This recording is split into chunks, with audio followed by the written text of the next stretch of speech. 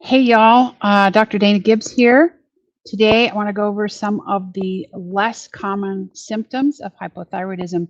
But before we get started, I have some more exciting news. I have dates for my Take Control of Your Hormones Masterclass. This is a live online 3-day event for people who are suffering from thyroid or hormone imbalance, but haven't been diagnosed, and for those who care about them. So this is going to start on October 10th, and we're going to cover topics from a patient's perspective regarding stress and adrenal fatigue, thyroid symptoms, sex hormone and menstrual problems, menopause, and more. We will also delve into supplements, how and what they can actually do and not do for you, and how to advocate for yourself with your physician. So this course is an amazing value for anybody who thinks they may be having hormone-related fatigue or illness. And at the bottom of the screen is a link for more information and also for a nice free adrenal supplements guide. So that's www.danagibbsmd.com/course. And I hope to see you there. That's going to be great. All right, on to today's topic. So um, I see as an ENT doctor, even when I was an ENT doctor full time, I would see lots and lots of patients who I would figure out after I heard their story and did their examination that they were suffering from thyroid issues. So I'm going to talk about some less common symptoms of thyroid imbalances today, um, using some examples first. So the other day I was in the ENT clinic and I saw a 16-year-old girl who was healthy and looked completely normal, but her complaint was hoarseness. And she was a singer. She's getting ready to try out for all state choir and is really, really worried about this. And so we talked about her habits and everything. It seemed like she was doing all the right things. And so when I palpated her neck, when I touched her neck, I was kind of looking for some tenderness. And what I found was that she actually had some lumps on her thyroid or nodules. And also, the tenderness that I was worried about was there. So when we checked her blood work, it turns out she has Hashimoto's disease. So that's one. And probably not low thyroid right now, but she's already having the inflammation related to the Hashimoto's um, antibodies attacking her thyroid. All right. Here is another story that was really, really interesting. And this was not my patient, this is a colleague of mine who went for years with severe, severe constipation to the point of not being able to have bowel movements at all. And her intestines really swelled up and it was quite horrible. She did all kinds of treatments. She went to all kinds of doctors, even the Mayo Clinic, and did not get any relief.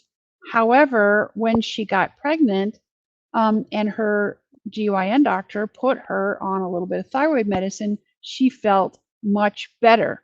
The problem with this was she had already had her colon removed before that point.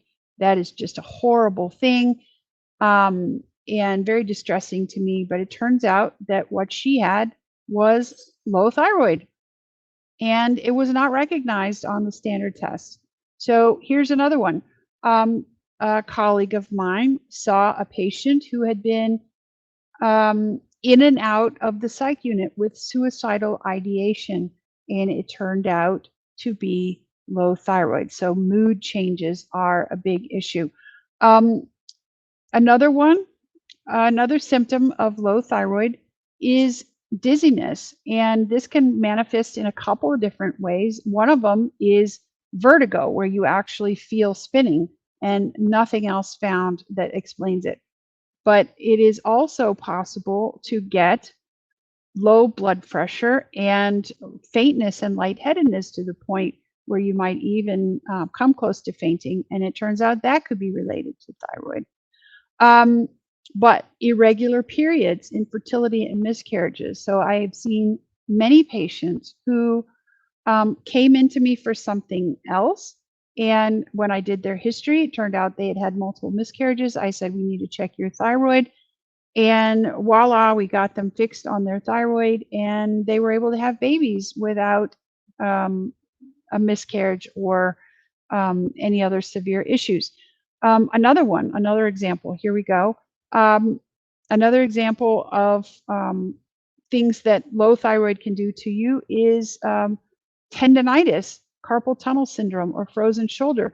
I actually had this frozen shoulder, and I learned from the orthopedic doctor that a frozen shoulder is a common occurrence in people who have low thyroid due to the joint swelling that you get from the inadequate thyroid function.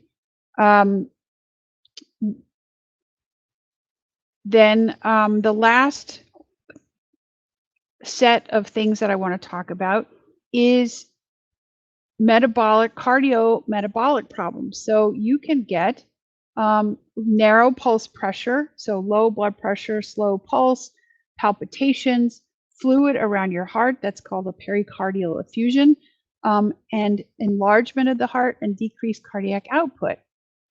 Because you get lower nitric oxide with decreases in T3, you can also have lower coronary blood flow, increased systemic vascular resistance, which is important for the linings of your blood vessels. And if you don't have that, you get arteriosclerosis, which is coronary artery disease.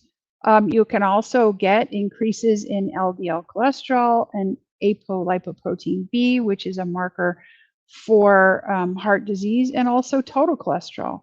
You can also have high inflammation with elevated C-reactive protein, homocysteine markers, and anemia due to loss of stimulation of erythropoietin. So this could be a normochromic, normocytic anemia. And then because of the